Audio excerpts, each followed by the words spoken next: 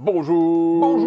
Bonjour à tous. J'espère que vous allez bien, et aujourd'hui on se retrouve pour les résultats du duel entre Collision et Spotlight.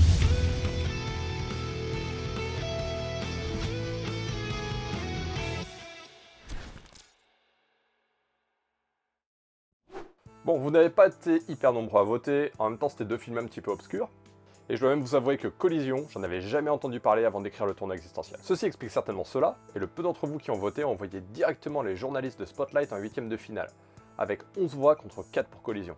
Alors c'est pas non plus un plébiscite, parce que 11 voix c'est quand même pas foufou, mais Spotlight a gagné, et aujourd'hui on va donc s'intéresser à Collision de Paul Haggis, ou Crash pour les puristes qui aiment la VO. Collision, c'est ce que l'on appelle un film choral, c'est une œuvre qui va amener énormément de personnages, et tous leurs destins vont s'entremêler, ils vont tous se croiser à un moment ou l'autre du film. Ici l'action se passe à Los Angeles, qui est une ville ultra cosmopolite, et on va suivre plein de personnages de différentes origines ethniques et de différents milieux. Et le lien, me direz-vous ?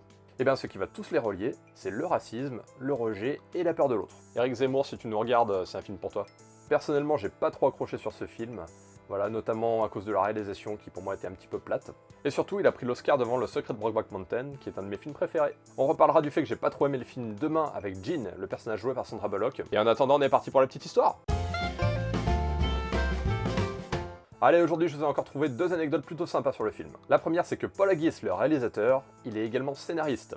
Et il avait écrit $1 Million Baby, le film qui avait gagné l'année d'avant. 2 Oscars du meilleur film en 2 ans. Pas mal, Paul.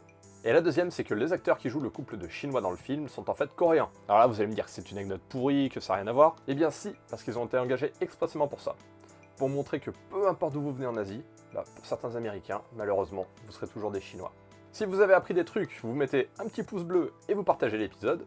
Et c'est l'heure de vous annoncer le prochain duel. Aujourd'hui, il va vous falloir départager The Artist de Michel Hazanavicius qui a gagné l'Oscar en 2012 et American Beauty de Sam Mendes qui lui a gagné l'Oscar en 2000. Donc n'oubliez pas de laisser votre vote juste là, dans l'espace commentaire. On se retrouve demain à 16h avec Sandra Bullock que j'ai emmené faire un tour à Koh Lanta.